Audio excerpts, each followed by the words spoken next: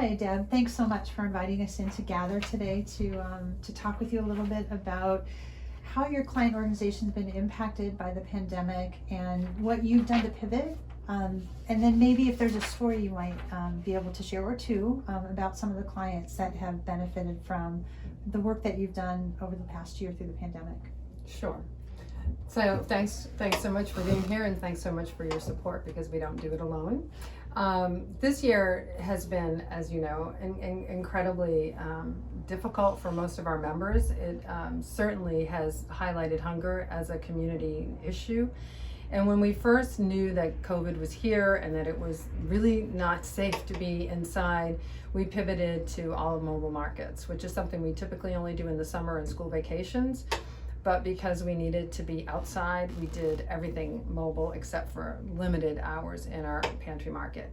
So we started doing mobile markets. We do a mobile market at community campus every Friday. And that's just like circus tents up and spread apart. And then we do mobile markets 4 days a week on the road across the greater Seacoast and in Portsmouth. We do them at the mall, we do them at Gosling Meadow, we will go to some of the housing authorities. And so we try to be where people are to meet them where they are with our trucks and our vehicles to ensure everybody has access to food. Mobile markets contain all the stuff that we do in the market: eggs, milk, meats, fresh vegetables, and fruits. As people probably know, we're committed to healthy foods and not to giving out canned goods less than we do fresh foods.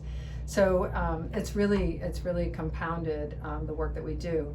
We typically would have maybe 1,500 to 2,000 people in an ordinary month, and we're over 6,000 people a month that are using our services now. So it has definitely grown, and we were just very fortunate that we had a board of directors, and we have people that support us that agreed with us when we said last year at this time, last March, we're going on the road and we're going to take our reserves if we have to and use those to do what we do, and that is to feed people.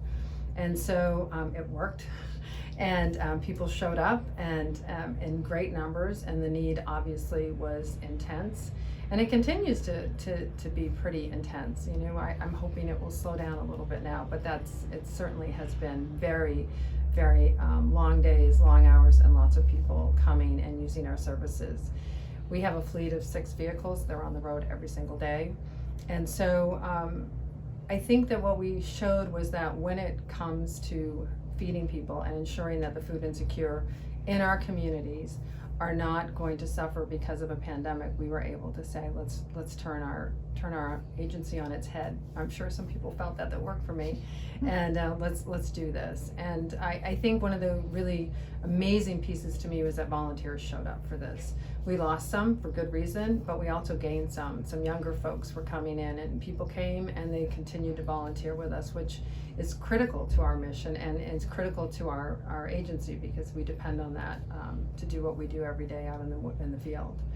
And so one of the stories that I have is a little short story. I was out front meeting with a donor actually about a gather, and a woman came out, and she clearly said English was her second language, but she was trying to find where the bus stop was and also if somebody had change for a 5. She got the change for a 5, and she had her bags all packed, and I said, you know, if you need to shop more than once a month, you can. And she said, oh no, that would be $6 more for the bus ride, and I can't afford that. And I just, you know, that has stuck with me, because that's how close to the edge that the people we support are living, and that's not uncommon. And so I'm so grateful for, you know, the support that you're all giving us and this community has given us, because we can't do this. We can't feed people without everybody's support, so both financial and volunteers. So we're very grateful to be part of this and to be part of the Women's Giving Circle. Well, thank you so much for what you do for the community. We are so proud to be supporting Gather, and we'll continue to support the work that you do. So thank you so much, Deb. Thank you. Thanks.